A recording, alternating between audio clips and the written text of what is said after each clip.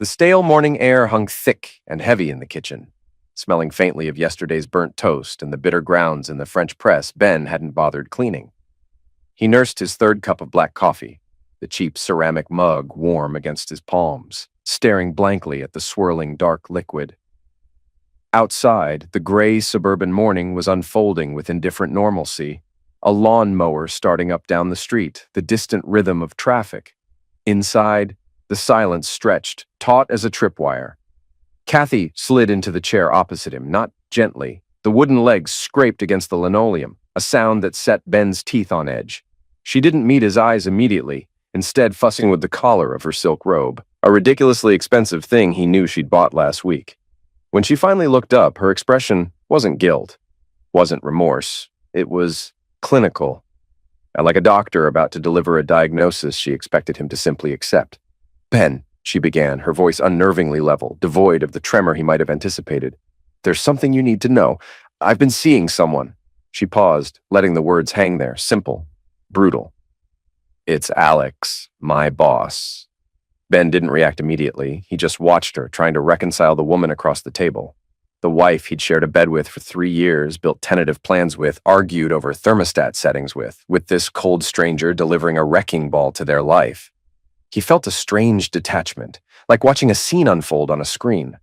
She continued, mistaking his silence for, what, acquiescence? Shock? Look, I know this is abrupt, but it's happening. And I need you to understand this doesn't have to change everything between us. She leaned forward slightly, the silk robe gaping just enough to reveal the curve of her collarbone. I can make sure you're still taken care of, Ben. Physically, you won't be left out. The sheer, unadulterated gall of it finally broke through the numbness. It wasn't even the affair itself, though that stung like hell. It was the presentation, the assumption, the utter dismissal of him as anything more than a household appliance, requiring occasional maintenance. A dry, rasping sound escaped his throat. It might have been a laugh, or maybe just the sound of something inside him cracking. He shook his head slowly, finally meeting her gaze. His eyes, usually mild, held a new, hard glint. Are you kidding me, Kathy? The words were low, rough. You sit there, tell me you're screwing your boss, and then offer me, scheduled pity meetings like I'm some kind of pet you need to remember to feed? He pushed his chair back, the legs screeching this time, a raw, ugly sound that matched the feeling tearing through his gut. Get yourself a lawyer, Kathy. Find the most expensive, blood-sucking shark you can find, because this is over. Kathy's composure finally cracked. Surprise flickered across her face, quickly replaced by a hardening of her features. She hadn't expected this. She'd expected tears, maybe yelling, but ultimately capitulation. She'd always seen him as pliable, predictable, safe. Don't you dare walk away from me, Ben, she hissed, her voice dropping to a venomous whisper. She leaned forward again, her eyes narrowing, the clinical mask replaced by something sharp and predatory. Sit down. He stopped halfway out of his chair, looking back at her. The air crackled. You think this is your decision to make? A cold, smug smile touched her lips, chilling him more than any anger could have. You think you can just call a lawyer, serve me papers, and waltz off into the sunset? Oh, Benny boy, you really don't know who you married, do you? He stared at her, silent, waiting. You try to divorce me like this, she said, her voice barely audible, but carrying the weight of absolute certainty. And I will bury you. You understand? I'll go to the police. Sergeant Miller plays golf with my father every other Thursday.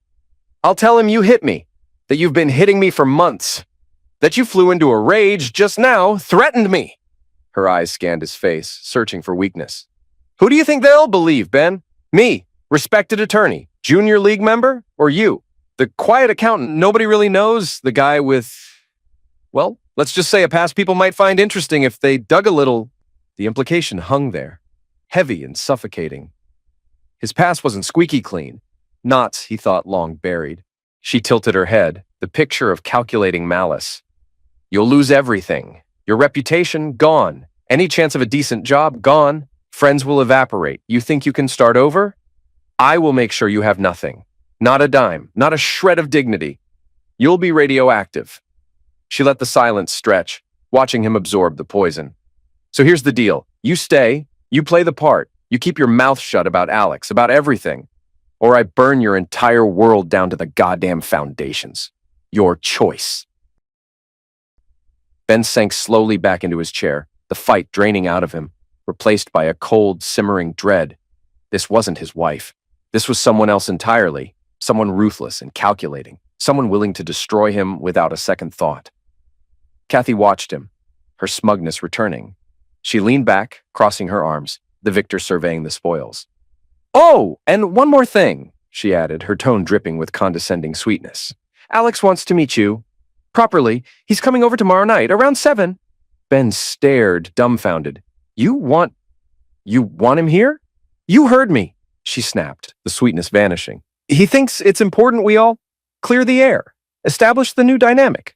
She gave him that twisted, mocking smile again. "I expect you to be welcoming, Ben. Offer him a drink. Be polite. Maybe you two can talk about golf or whatever it is men like you talk about." The implication was clear. Men like you, the betas, the losers. "Be a good boy for me, Make a good impression."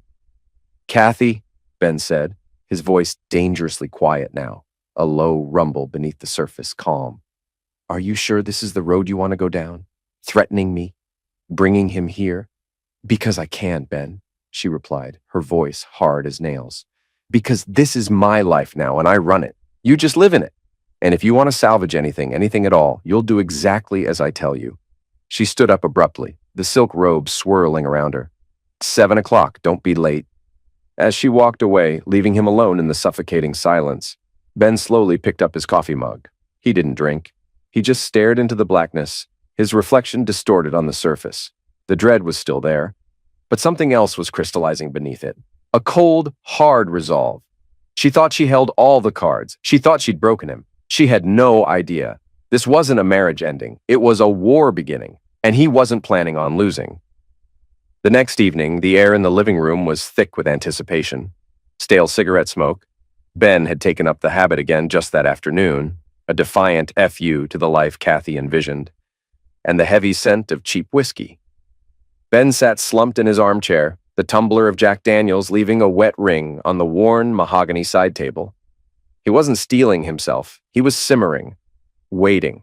He'd spent the day making calls, quiet conversations with voices from a past he kept locked away. Preparations had been made, contingencies. The sound of the front door opening echoed through the house, followed by Kathy's voice, artificially bright, laced with a brittle cheerfulness that grated on Ben's nerves. "Alex, darling, come on in. Make yourself at home." Ben took a long, slow pull from his glass, the burn tracing a familiar path down his throat. He didn't turn as they entered the living room, Kathy's hand possessively on the man's arm, guiding him like a prize poodle. Then Ben looked, and the absurdity of it hit him like a physical blow. Alex, this was the titan of industry, the alpha, who had supposedly swept Kathy off her feet.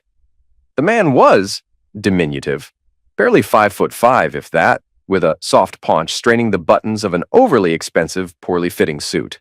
Thinning hair slicked back in a futile attempt to conceal a receding hairline.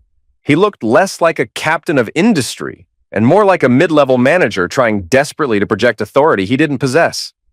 A rough chuckle escaped Ben's lips, low and guttural. It wasn't amusement, it was contempt. He slowly turned his head, letting his gaze travel deliberately up and down Alex's unimpressive frame. The chuckle grew into a dry, humorless laugh. Ben gestured vaguely towards Alex with his glass, the ice cubes clinking.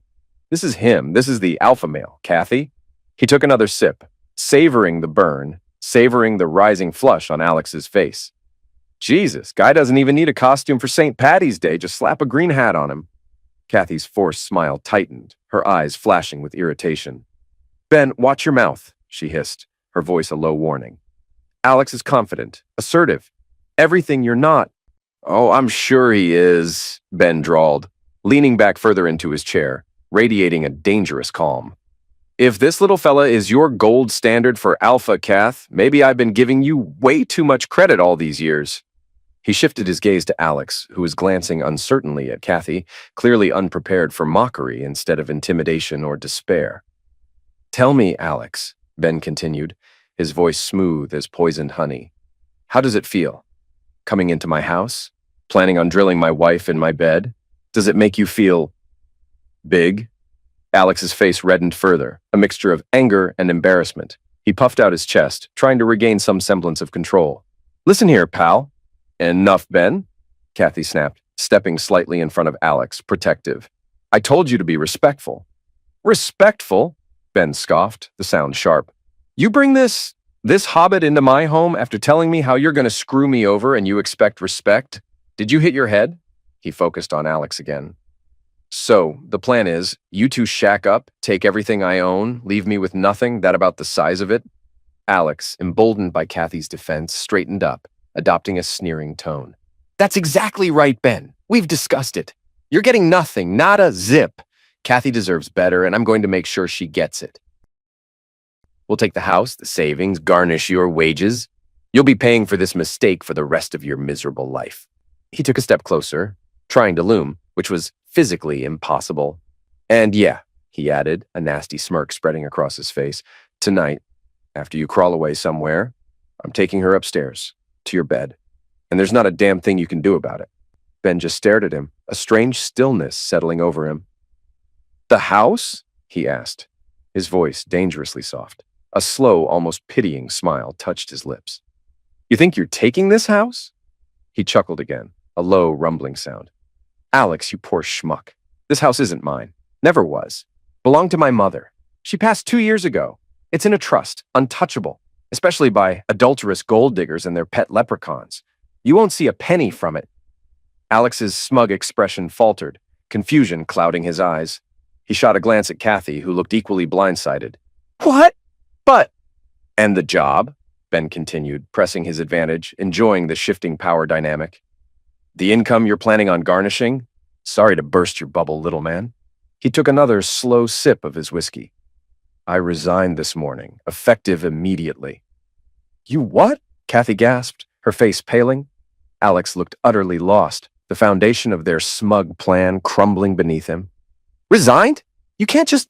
Oh, I can, Ben interrupted smoothly. And I did. So, let's recap. No house for you to take, no job, no income for you to bleed dry. Seems like your grand scheme just went tits up, doesn't it? He looked from Kathy's furious face to Alex's stunned one. He felt a surge of cold, hard satisfaction, the first genuine positive emotion in days. So, Alex, he said, his voice dropping again, the amusement gone, replaced by something colder, harder. Why don't you tell me again? What exactly is it you think you're taking from me?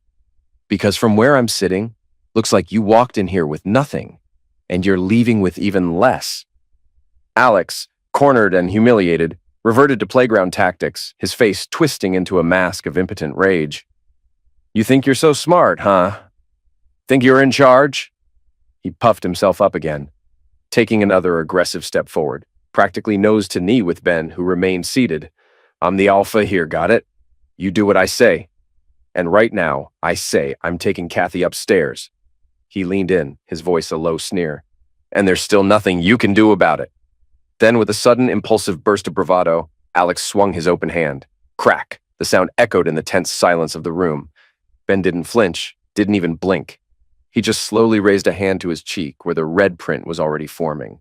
A slow, chilling smile spread across his face. It wasn't a happy smile. It was the smile of a predator finally given permission to hunt. Alex, Ben said, his voice deceptively calm as he set his whiskey glass down with deliberate care on the table. I warned you. He stood up, unfolding from the chair, not with anger, but with a fluid, dangerous grace Alex hadn't anticipated. Get out of my house. Now! Alex, buoyed by his perceived victory, laughed. A harsh, grating sound.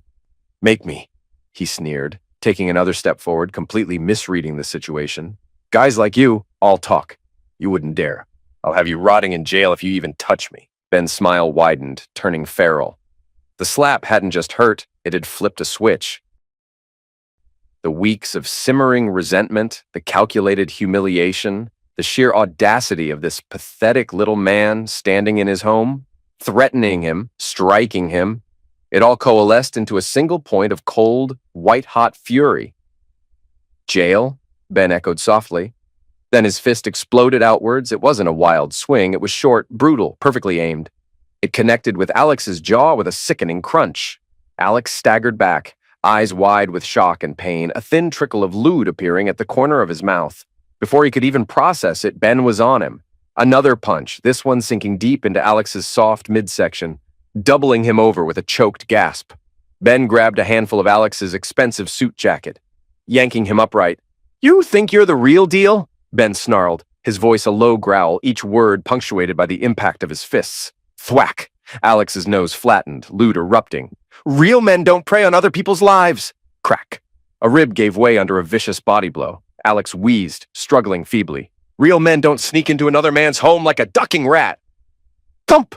A straight right sent Alex stumbling back against the wall. "And they sure as hell don't lay hands on someone unless they are prepared for the consequences!" Alex slid down the wall, gasping, trying to shield his face. Ben stepped back, breathing heavily, not from exertion, but from controlled rage. He surveyed the crumpled figure. "You're nothing, Alex," Ben said, his voice chillingly calm now. "Just a pathetic little bully who picked the wrong ducking house." Kathy, frozen in disbelief until that moment, let out a choked scream. "Ben, stop it! You'll kill him!"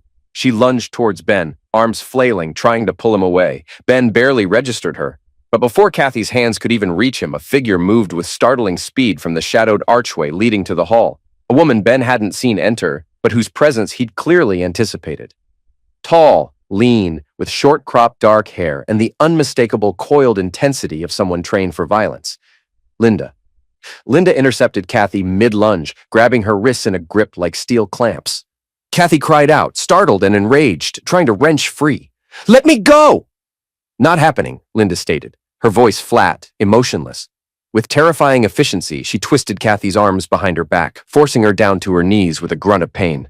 Kathy struggled, but Linda used leverage and controlled force, slamming her face down onto the carpet beside the whimpering Alex. Linda didn't stop there. She delivered two sharp, punishing blows, not fists, but the precise palm strikes, to Kathy's ribs and shoulder blade. Enough to incapacitate, to instill primal fear, but calculated to avoid serious injury. Kathy gasped, the fight knocked out of her. Ben watched, his breathing slowly returning to normal. He gave Linda a curt nod. Everything was proceeding according to plan. He walked over to where Alex lay moaning. Reaching down, Ben grabbed him by the collar and dragged him, limp and unresisting, towards the front door. Alex's expensive shoes scraped uselessly against the floor. Where are you taking me?" Alex stammered through bloodied lips. "Showtime," Ben replied grimly. He hauled Alex out onto the front lawn, the neighbor's porch lights casting long, eerie shadows. Propping the dazed man against the trunk of the oak tree near the curb, Ben pulled out his phone. The screen flared to life. He hit record. "Say hello, Alex," Ben said, shoving the phone close to Alex's bruised face. "Tell everyone what happens when you mess with things that aren't yours." Alex just groaned, turning his head away. Ben grabbed his chin, forcing him to look at the camera. "Smile for the camera, a-hole." Then, dropping Alex back against the tree, Ben walked purposefully towards the curb where Alex's car, a slightly sad-looking BMW 3 Series trying too hard like its owner, was parked. In the back seat, Ben spotted it, a ridiculously ornate cake box. Alex had actually brought a freaking cake, the pathetic cherry on top of this whole disaster. Ben opened the passenger door, retrieved the cake, a multi-layered monstrosity with overly sweet frosting, and walked back to Alex. "You brought a gift?" Ben asked, his voice dripping with mock surprise. "How thoughtful." Without another word, he brought the cake up and slammed it hard into Alex's already battered face. Frosting, crumbs, and cheap sponge exploded outwards, coating Alex's hair, his bloody nose, his torn suit jacket. Ben stepped back, still filming. Then he walked deliberately to the BMW. From the trunk of his own beat-up pickup parked in the driveway, he retrieved a tire iron. The heavy steel felt solid, comforting in his hand.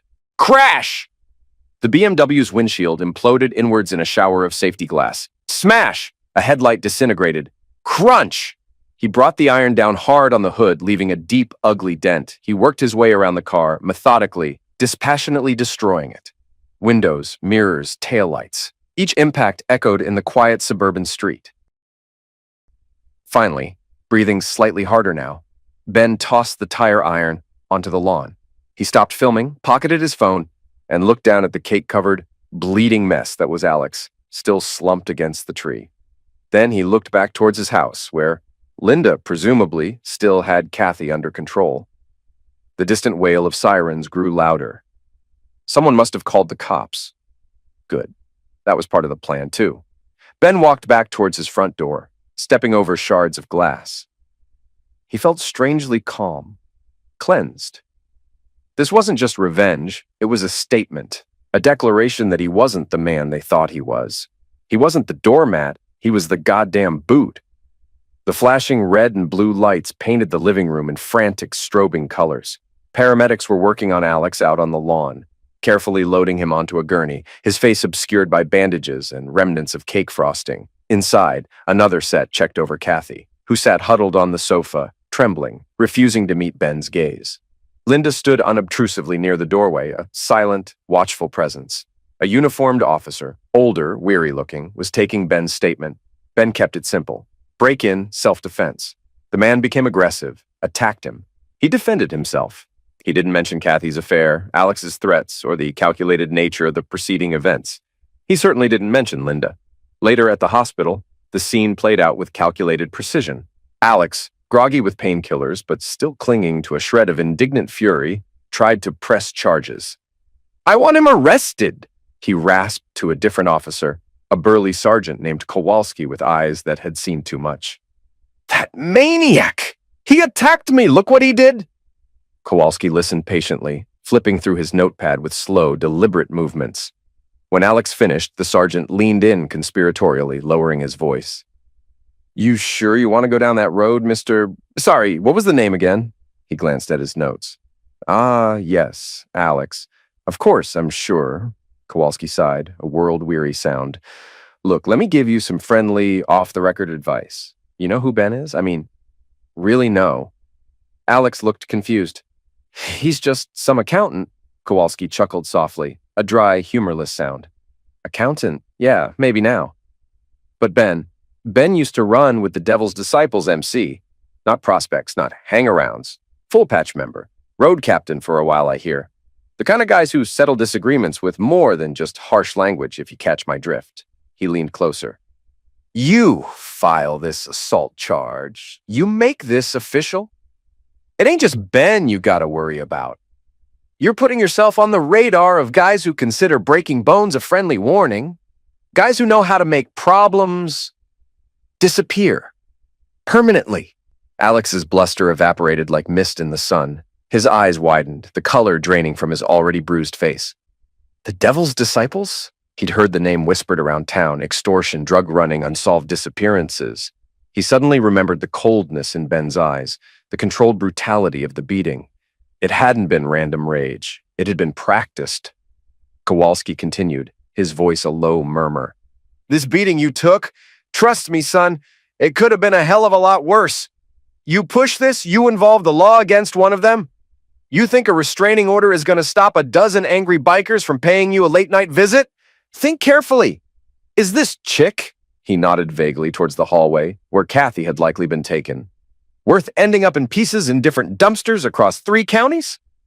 Alex swallowed hard, his throat clicking. He could almost feel the phantom vibrations of motorcycle engines. The image of Ben's cold smile flashed in his mind. "No," he croaked, his voice trembling. "No charges. I tripped, fell down the stairs. It was an accident." Kowalski nodded slowly, closing his notebook with a decisive snap. "Wise choice. My advice, get out of town, far away. And forget you ever met Ben or his wife." He stood up.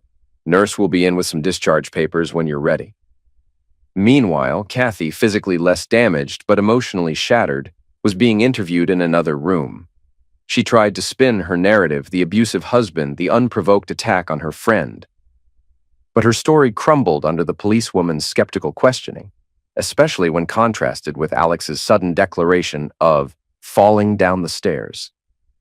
When Alex was wheeled past her room later, his face pale with terror, he caught her eye. "Leave it, Kathy," he whispered urgently, his voice hoarse. "Just leave it. Drop the divorce. Drop everything. Get out. He's not who you think. We messed with the wrong guy. Badly." He relayed the cop's warning, the biker connection, the sheer visceral fear in his voice finally penetrating Kathy's bubble of entitlement and rage. She stared at him, then back at the impassive face of the policewoman.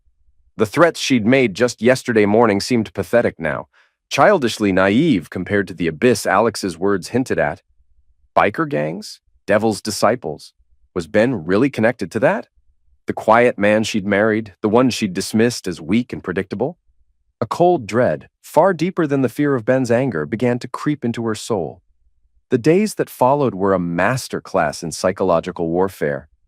Kathy, thoroughly spooked, quickly contacted a cut-rate lawyer Alex recommended, signing divorce papers that gave Ben everything, or rather, demanded nothing from him. No alimony, no assets, not even a fight over the cheap furniture. She just wanted out. Within 5 days of the confrontation, she packed 2 suitcases, sold her car for cash, and caught a Greyhound bus heading west, disappearing from Ben's life without a backward glance. Alex's departure was less voluntary, more orchestrated. During his week-long hospital stay, mostly for observation and milking the minor concussion, he had visitors. Every single day, 2 large, silent men in worn leather cuts bearing the snarling Devil's Disciples patch would appear during visiting hours. They wouldn't speak. They wouldn't threaten. They'd just sit in the chairs by his bed, staring at him with dead, unblinking eyes for the entire hour. The nurses couldn't make them leave. They weren't technically doing anything wrong, but the message was crystal clear. We see you. We know where you are. You exist at our sufferance. When Alex was finally discharged, bruised and jumpy, the escort began. 70 Harleys didn't literally follow his car home, but their presence saturated the town. 2 bikes would be parked across the street from his condo. A few more would be idling outside the grocery store. They'd rumble past his office window at random intervals. They were never overtly threatening, but they were always there. A constant low-level hum of menace that frayed Alex's nerves raw. He considered going back to the police, but the final nail in that coffin came a week later. Driving downtown, heart pounding as a pair of bikers shadowed him 3 car lengths back, he saw Police Chief Martin standing outside the courthouse chatting with the mayor. Martin was wearing his uniform, but over it, casually unzipped, was a black leather vest. On the back, unmistakable even from a distance, was the Devil's Disciples MC patch. Alex nearly threw up in his car. It wasn't just a gang, it was the system. They weren't outsiders. They were woven into the fabric of the town. There was no escape, no one to run to. That night, Alex packed a single bag. He didn't bother selling his condo or his wrecked BMW. He just got into a taxi before dawn, went straight to the airport, and bought a one-way ticket to the furthest place he could think of, Anchorage. As the plane climbed, leaving the town and its suffocating network of unseen connections behind, Alex didn't feel relief. He felt like prey that had momentarily escaped the snare, knowing the hunters were still out there, and their reach was terrifyingly long. Weeks later, Indian summer. The heat clung stubbornly to the asphalt, even as the sun dipped low, painting the sky in bruised shades of orange and purple. Ben was driving his pickup, windows down, the rumble of the engine a satisfying counterpoint to the crappy classic rock station crackling on the radio. He was heading out of town, maybe grab a beer at a roadside joint Linda had told him about, miles away from the sterile silence of his house. And then he saw it. Up ahead, puttering along well below the speed limit, was a ridiculously small, beat-up hatchback. A Geo Metro, maybe, painted a faded, depressing beige. Crammed inside, looking uncomfortable and distinctly out of place, were 2 figures. Even from a distance, Ben recognized them. Kathy, staring straight ahead, her face tight with frustration, and squeezed into the driver's seat, looking even smaller and more pathetic than Ben remembered, was Alex. A slow, cold smile spread across Ben's face. They hadn't left town after all. Or maybe they'd come back, stupidly thinking enough time had passed. Or maybe they were just passing through, trying to get somewhere else. It didn't matter. They were here, in his path. He eased his foot down on the accelerator. The big truck surged forward, its engine roaring. He closed the distance rapidly, the pickup looming over the tiny car like a predator sizing up its prey.